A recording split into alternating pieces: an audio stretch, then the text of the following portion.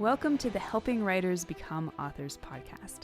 I'm K.M. Weiland, and I am here to take you deep with story theory, writing techniques, and the incredible wisdom of story. I believe story is the greatest power on this earth, and that as writers, we carry the torch of wielding that power with responsibility, passion, and skill. There's no such thing as just a story. Today, it is my honor and my purpose to help you write your best story, astound the world, and maybe change your life. Hello and welcome. You are listening to Season 17, Episode 10. Today's episode is sponsored by Demonza.com. As one of the leading names in book cover design right now, they have designed most of my book covers, and they are currently offering free book cover reviews.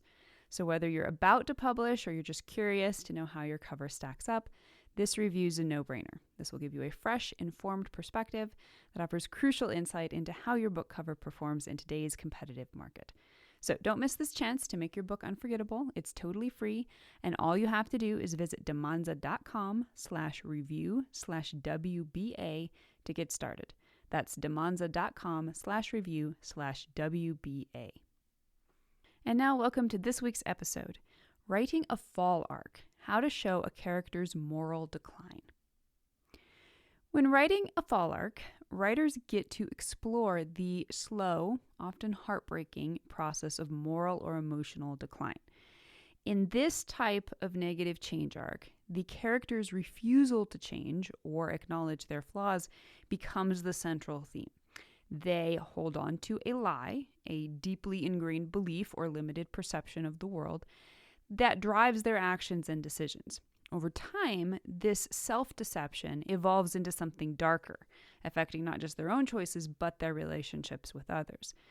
Understanding how to write a fall arc can help you create a character whose downfall feels deeply tragic and engaging. In some ways, the fall arc is the darkest of the three negative change arcs, although not as potentially redemptive as the disillusionment arc, which hints that characters may continue their growth into a completed positive change arc sometime in their future, or as tragic as the corruption arc, which offers the character a true chance of recovery that they deny. The fall arc is still, for my money, the quintessential negative arc. The fall arc offers an extraordinarily powerful window into the dark possibilities for devolution found within humanity's tremendous capacity for self-deception. More than that, it reveals our almost primal willingness to defend that self-deception, even at crippling personal cost, certainly on a spiritual level, but often on a practical level as well.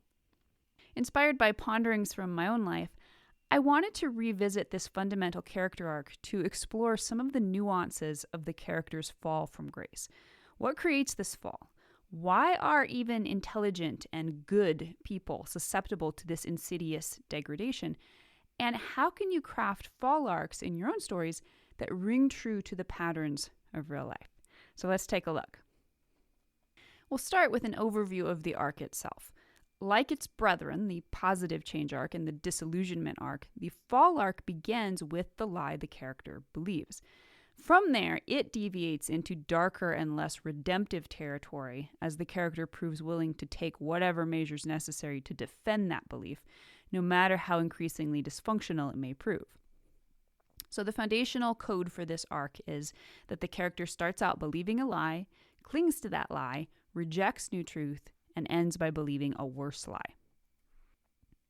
In the hook, the character believes a lie that has so far proven necessary or functional in the existing and often destructive normal world of the story. At the inciting event, we have the first hint that the lie will not save or reward. The call to adventure when the protagonist first encounters the main conflict also brings the first subtle hint that the lie will no longer effectively protect or reward the protagonist in the current circumstances.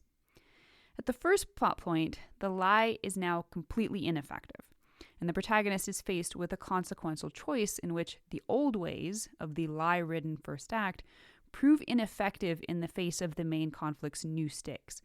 The protagonist is given an early choice between old lie and new truth. and the character passes through a door of no return, which forces the character to leave the normal world of the first act and enter the adventure world of the main conflict in the second act. At the first pinch point, we see that the character's half-hearted attempts at accepting the truth are only half effective. So the protagonist may try to wield the truth as a means of gaining the thing they want, but they do so only with limited understanding or enthusiasm. The character is stuck in a limbo land where the old lie is no longer a functional mindset, but where half-hearted attempts at the truth prove likewise only half effective. At the midpoint, or second plot point, the character glimpses the truth, rejects the truth, and chooses worse lie. The protagonist encounters a moment of truth, coming face to face with the story's thematic truth, often via a simultaneous plot-based revelation about the external conflict. This is the first time the protagonist consciously sees the full power and opportunity of the truth. However, the character also sees the full sacrifice demanded in order to follow the truth. Unwilling to make that sacrifice, the character rejects the truth and chooses instead to embrace a lie that is worse than the original. At the second pinch point, we see that the lie is effective but destructive. Uncaring about the consequences, the protagonist wields the lie well and finds it effective in moving toward the want. However, the closer the character gets to the plot goal, the more destructive the lie becomes, both to the character and the surrounding world. At the third plot point, we see a complete failure to gain either the want or the need. The protagonist is confronted by a low moment, experiencing a complete failure to gain the want. This failure is a direct result of the collective damage wrought by the lie in the second half of the second act. The means have caught up to the character before they've reached the end. However, even when faced by all the evidence of the lie's destructive power, the protagonist still refuses to repent or turn to the truth. At the climax, the character will have a last-ditch attempt to salvage the thing they want. Upon entering the final confrontation with the antagonistic force, the protagonist doubles down on the lie in a last-ditch attempt to salvage the want. And at the climactic moment, we find ourselves in a place of total destruction. Crippled by the lie in both the internal and external conflicts, the protagonist is unable to gain the want, or gains it only to discover it is useless. Instead, the character succumbs to total personal destruction. And in the resolution, we see the aftermath. The protagonist must confront the consequences of all choices. The character may finally and futilely accept the inescapable truth, or the character may be left to cope blindly with the consequences of choices. Like the positive change arc and the disillusionment arc, the fall arc character's story begins when the protagonist is prompted to examine the limitations of the central lie the character believes. Although this may be a literal deception in some senses, the lie is most properly understood as a limited perspective. As such, it begins as an entirely normal and germane part of any human's life. For example, in Les Miserables, Inspector Javert's inability to accept moral complexity leads him deeper into his own self-deception. We all hold countless limited beliefs. Indeed, arguably, all of our beliefs about ourselves and reality are limited. To the degree we accept this and are willing to embrace change as new information and experience allows us to refine and expand those beliefs, this is simply part of the regenerative cycle of life. However, when this cycle is derailed by an unwillingness to accept changes in our perception of reality, the result can be increasingly destructive for both the individual and eventually everyone in the vicinity. Although fall arcs often look at first glance to be huge stories of great downfalls, they often have humble beginnings. The initial lie the character believes will likely be something quite small and innocuous. For example, the original lie could be something as simple as refusing to accept responsibility in a relationship spat, i.e., it's not my fault.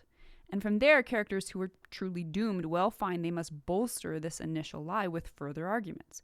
It's her fault. I'm in the right. I'm righteous. I'm a victim. She's selfish. She's a narcissist, etc.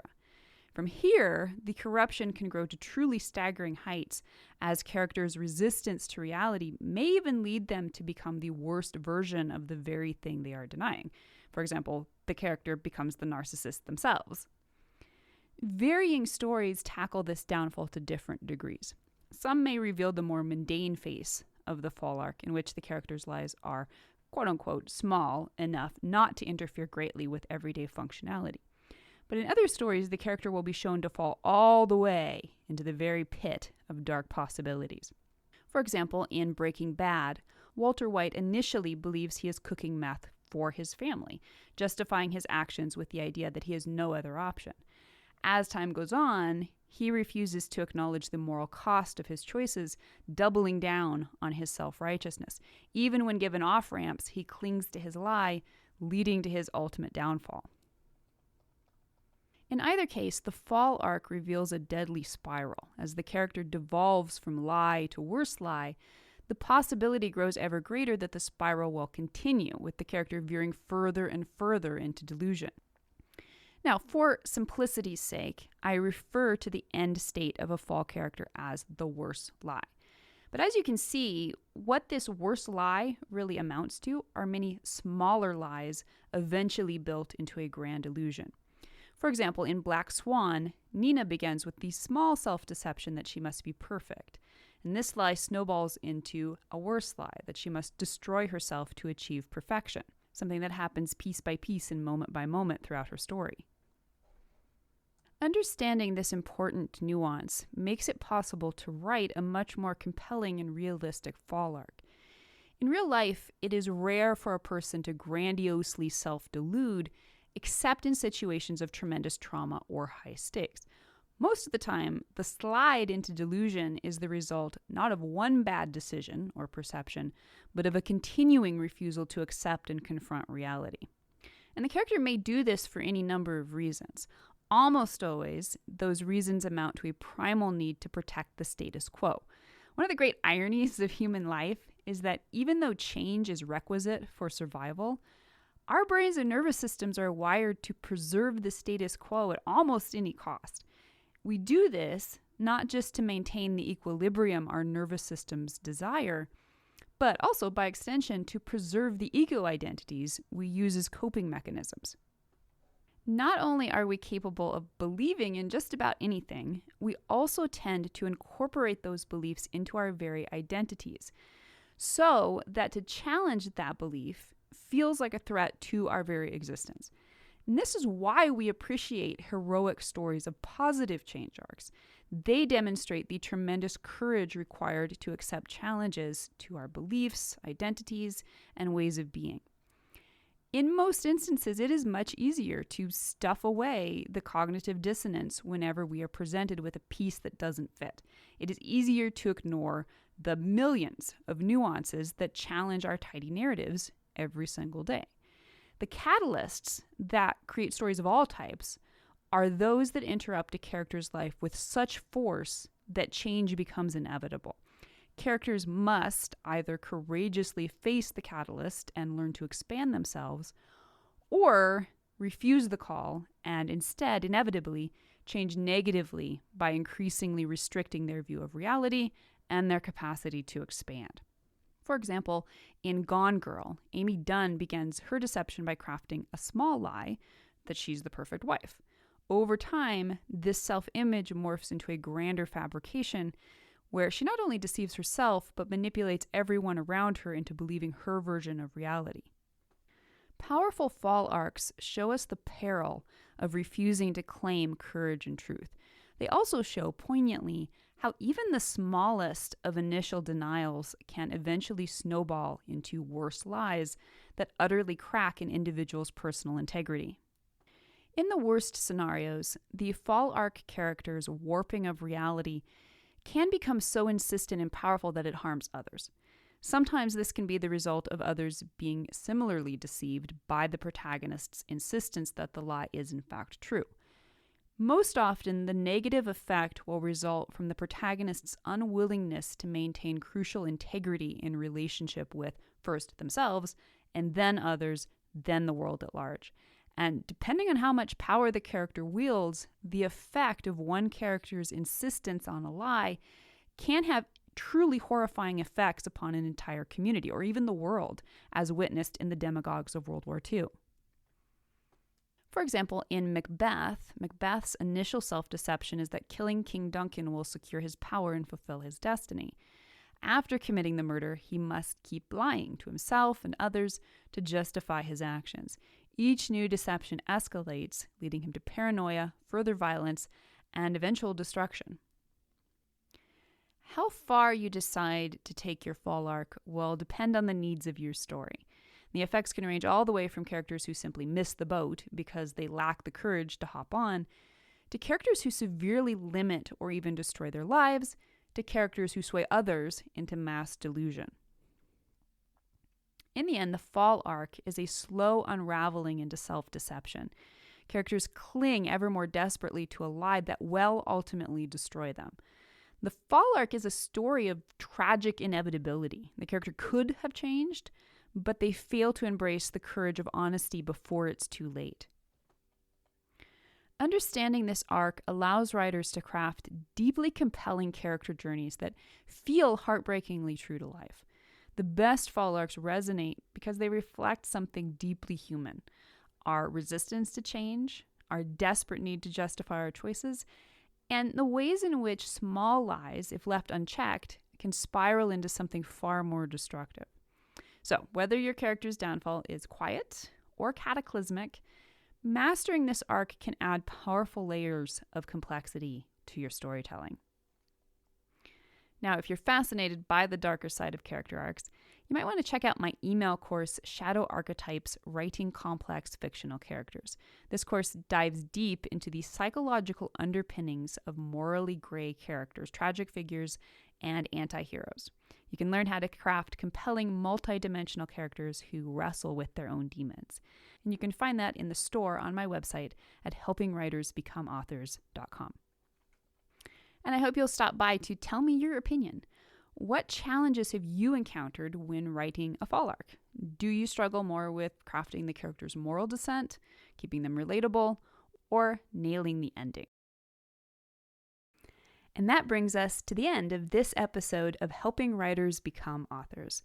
I hope you'll stop by the site for a full transcript of this episode and to join in the conversation in the comments. Tune in for next week's episode, where we'll continue to explore all things writing and storytelling.